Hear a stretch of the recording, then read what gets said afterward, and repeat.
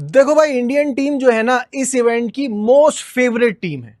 A team that is packed with talent, a team that is brilliant.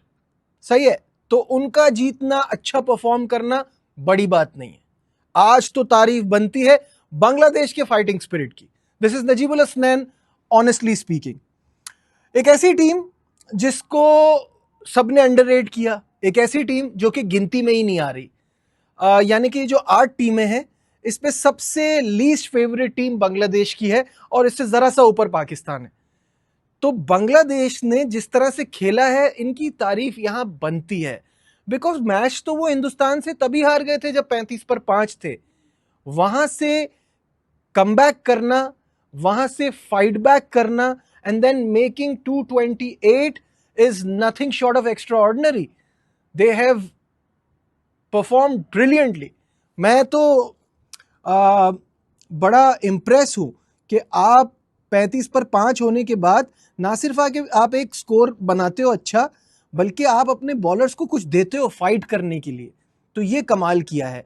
और छठी wicket की जो partnership है तौहीद, हृदय और जाकिर अली के बीच में, वो शानदार है। 154 रन्स की record partnership for 6 wicket for Bangladesh. Amazing.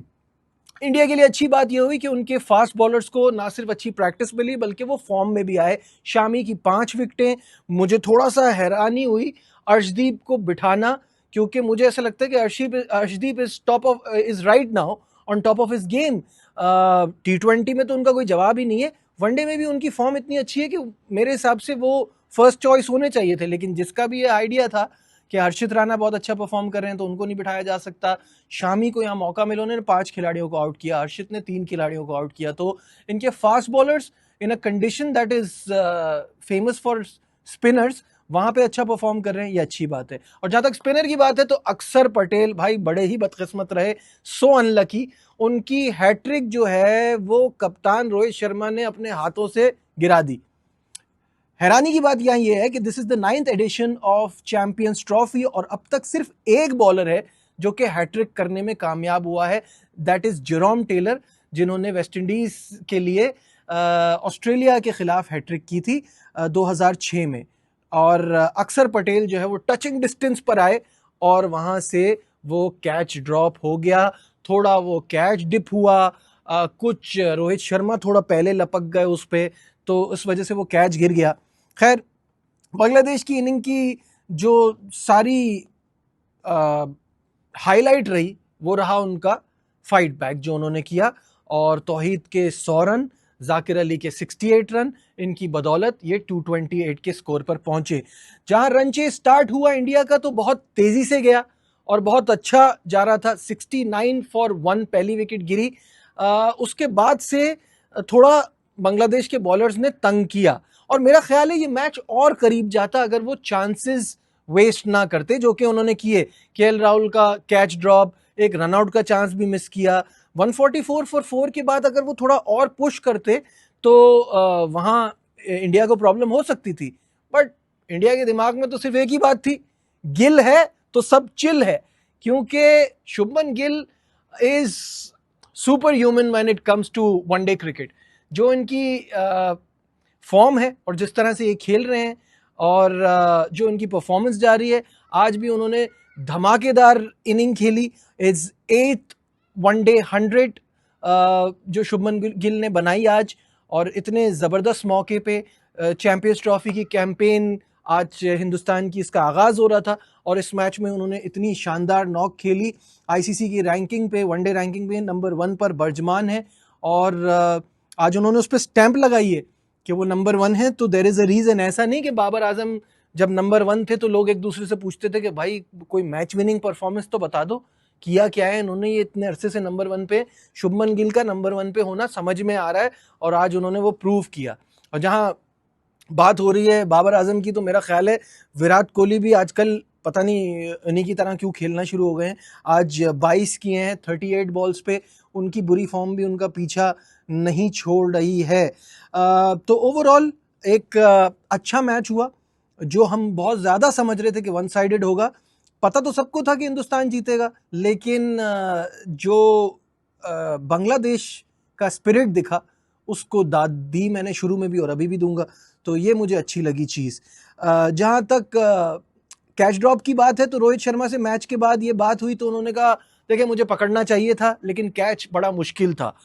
ये हम सब जानते हैं कि अगर यही कैच किसी और ने छोड़ा होता तो वो जो गार्डन में टहलने वाले के साथ हो रहा था ना, वो उसके साथ होता।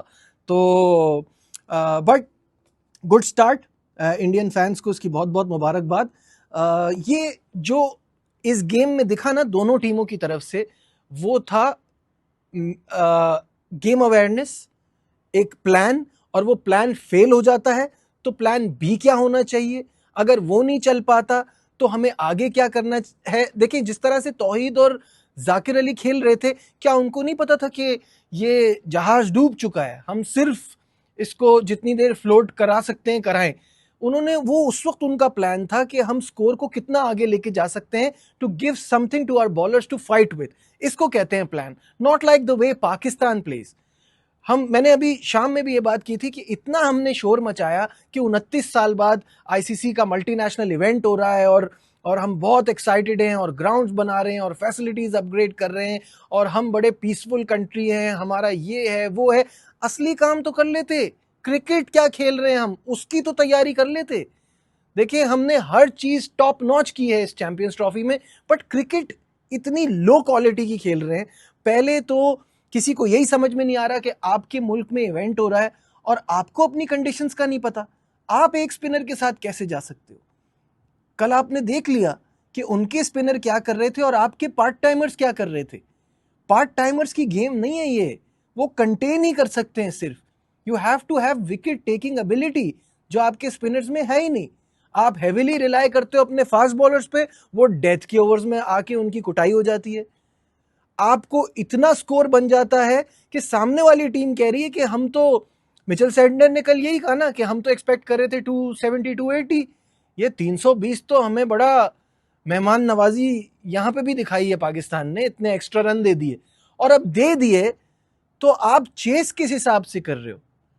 How can Saud Shakeel open with Babar Azam, why was Rizwan not there. ये T20 में तो मरे जा रहे होते थे दोनों ओपन करने के लिए, तो अब क्यों नहीं कर रहे। जहां मुश्किल आई तो रिजवान क्यों नहीं आए ओपन करने के लिए। रिजवान और बाबर ओपन करते, उनको इसकी आदत भी है, वनडे में भी कर लेते। क्या हो गया, एक प्रॉब्लम हो गई थी, फखर जमान अब थोड़ी देर बाहर रहे थे, उनको बाद में आना था। और फखर जमान को आप ऐसी जगह भेज क्यों रहे हो, send him later down the order. अब जब उनका नंबर मिस हो गया तो एंड में भेजे ना, जब फास्ट बॉलर आए वहां पे खड़े खड़े घुमाना है ना उसको।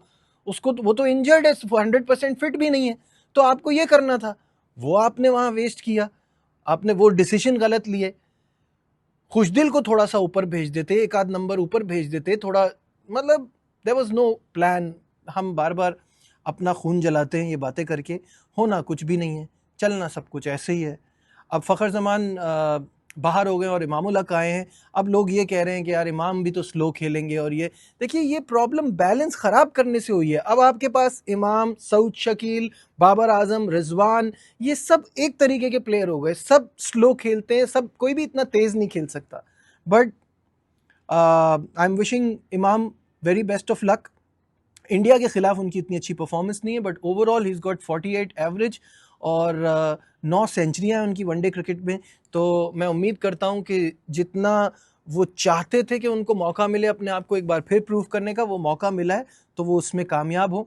और फिंगर्स क्रॉस्ड के एक्चुअली हमें अच्छा गेम तो देखने को मिले। ये पिछले कुछ सालों में वो जो राइवलरी इंडिया पाकिस्तान की है, इंडिया बहुत ऊपर चला गया, पाकिस्तान बहुत पीछे चला गया। तो वो जो मुकाबला है उसकी वो हाइप तो रहे ना एटलीस्ट। लेट्स सी क्या होता है। आप क्या सोचते हैं इस मैच के हवाले से और आने वाले इंडिया पाकिस्तान के मुकाबले के हवाले से कमेंट्स में मुझे ज़रूर बताइएगा। लाइक शेयर सब्सक्राइब देखते रहिए नजीबुल हसनैन ऑनेस्टली स्पीकिंग।